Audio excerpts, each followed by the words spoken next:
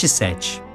Essa é a quinta vez que cientistas desse calibre se encontraram. Esses eventos foram criados pelo industrial belga Ernest Solvay e acontecem até hoje. A primeira conferência Solvay acontece em 1911 na Bélgica. A Marie é a única mulher do encontro, que conta com Max Planck, um dos pais da teoria quântica, e Ernest Rutherford, que também pesquisa radiação, e Albert Einstein, que fica bastante amigo da Marie. Mas o que importa para nós é esse cientista, o físico Paul Langevin, que tinha sido aluno do Pierre e era amigo da Marie. Ela e o Langevin se aproximam depois da morte do Pierre. E, em 1910, essa amizade vira um romance. Essa história chega na imprensa, que sabe que Langevin é casado e tem 4 filhos.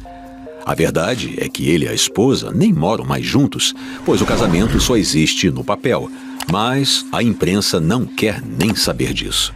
Aí começa o massacre. A Marie e o Langevin estão na Bélgica e os tabloides em Paris estão massacrando a Marie. É claro, a misoginia corre solta.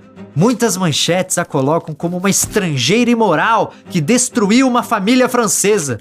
E alguns jornais ainda chegam a insinuar que o romance começou quando Pierre estava vivo e que ele teria se suicidado por causa disso. O negócio é selvagem. O resultado dessa grande polêmica é o pior possível. A Marie volta para a França e dá de cara com uma multidão enfurecida cercando sua casa. Aí ela pega as filhas que estão dentro de casa aterrorizadas e vai se esconder na casa de amigos. Mas não adianta. Durante um bom tempo, esses jornais continuam atacando a Marie de todas as formas possíveis. Eu considero abominável qualquer invasão da imprensa e do público na vida privada. Esta invasão é particularmente criminosa quando envolve pessoas que devotaram abertamente suas vidas para preocupações maiores e de utilidade pública. Agora precisamos pausar a nossa história, porque é justamente quando a Marie está no meio desse furacão que ela consegue uma das conquistas mais importantes da sua vida. Aliás, uma conquista que nenhum outro cientista, seja ele homem ou mulher, conseguiu. O Nobel de Física de 1903 foi exclusivamente pela descoberta da radioatividade. Na época, ninguém nem pensou em incluir as descobertas do rádio do polônio no prêmio, porque alguns químicos ainda queriam ver esses elementos com mais cuidado. Por outro lado, vários cientistas falaram que isso poderia sim até mesmo valer outro Nobel. E foi exatamente isso que aconteceu. Como em 1910 a Marie isola o rádio puro e comprova definitivamente que ele é um elemento químico, sua pesquisa com rádio e polônio voltou a ficar em evidência no meio científico. Assim, em 1913, ela recebe um Nobel de Química pela descoberta desses elementos.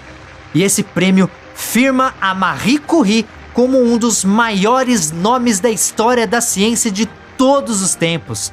Veja bem, nenhum outro cientista ganhou o Nobel em áreas científicas diferentes. Sim, existem pesquisadores que ganharam o prêmio 2 vezes na mesma área. E tem o caso do Linus Pauling, que ganhou o Nobel de Química e o Nobel da Paz. Mas vencer o Nobel em 2 áreas científicas diferentes, isso só a Marie Curie conseguiu. Num mundo ideal, seria nesse momento que os tabloides franceses iriam se ajoelhar e pedir perdão para Marie Curie. Mas no mundo real, os ataques continuam. E isso começa a cobrar um preço muito alto na saúde dela. Abalada demais, a Marie volta a apresentar sintomas de depressão e também é diagnosticada com problemas nos rins.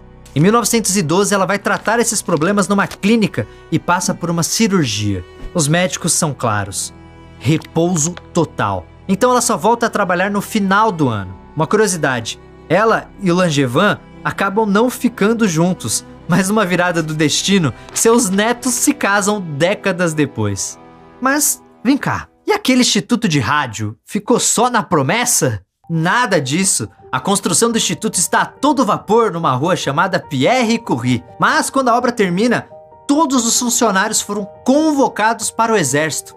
Afinal, o instituto fica pronto em agosto de 1914. poucos dias depois do começo da Primeira Guerra Mundial.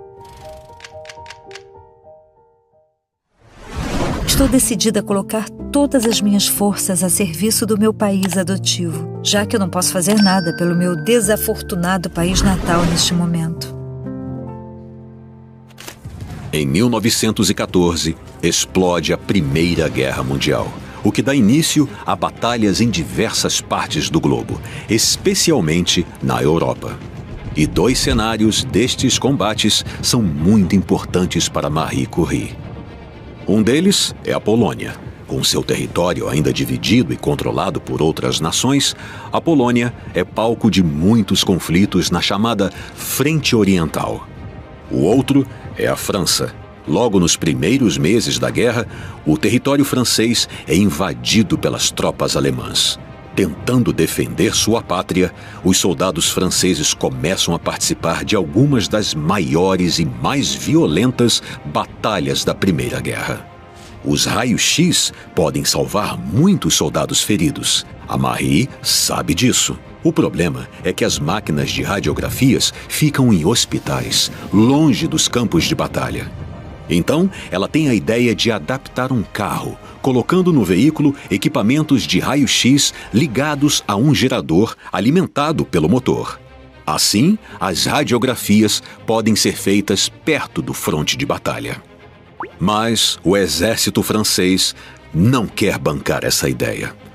Então, a Marie fala com a União das Mulheres da França, que dá grana para o primeiro carro. Depois, ela pede para mulheres da alta sociedade doarem veículos e treina voluntárias para operar os equipamentos. Não demora muito e a Marie tem 20 carros e uma equipe de 150 mulheres que vão para o fronte. E esses veículos logo ficam conhecidos entre os soldados como os pequenos Curie, ou Curiezinhos. Quando a guerra começa, a Marie fica só ali em Paris? Que nada! Ela corre para estudar anatomia, aprender a dirigir, a trocar pneus e a consertar motores e se manda para o fronte. Isso mesmo! Ela mesmo comanda um pequeno Curie, tirando raios-x de soldados no campo de batalha com sua filha de 17 anos, Irene. Um ano depois, a Irene está tão craque que assume o seu próprio pequeno Curie. No final da guerra, a Marie relata essa experiência no livro Radiologia na Guerra. Mas sabe o que é irônico? Quando a guerra termina, o governo francês entrega uma medalha para Irene. A Marie não é homenageada porque, acredite se quiser, mesmo depois de tudo isso, ainda tem gente na França que olha torto para ela por causa do caso Langevin. Mas ela não tem só haters, não. Muita gente na França admira a importância do trabalho dela. É o caso do milionário Henri de Rothschild, que banca a criação de uma fundação para alavancar as pesquisas da Marie.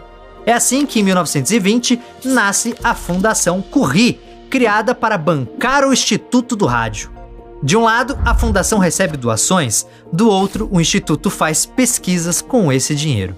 E o sonho de transformar o Instituto no grande legado do Pierre ganha ainda mais força nesse mesmo ano, quando a Marie dá uma entrevista para uma revista dos Estados Unidos. Na entrevista, a Marie diz que possui apenas 1 grama de rádio para suas pesquisas e adoraria ter mais 1 grama. A jornalista não perde tempo e cria a campanha do rádio para Marie Curie, recebendo doações de mulheres de todas as partes dos Estados Unidos. Com isso, em 1921, a Marie arruma as malas e vai para os Estados Unidos. Na viagem, a Marie tem um evento atrás do outro. Todo mundo quer se encontrar com ela. Toda a universidade quer fazer uma homenagem. A essa altura, a Marie está com 54 anos e é uma verdadeira lenda da ciência. Basta ela aparecer num evento com sua aparência frágil e sempre vestida de preto que chovem doações para a Fundação Curie. A viagem é um verdadeiro sucesso. A Marie consegue doações em dinheiro, suplemento de minério radioativo e equipamentos novos, e ganha seu 2º grama de rádio das mãos do presidente dos Estados Unidos em um evento na Casa Branca. A jornalista que cria a campanha também sugere que a Marie escreva uma autobiografia. Ao invés disso, ela escreve a biografia do Pierre, mas incluindo textos em que conta sua própria trajetória. Esse livro, lançado em 1923,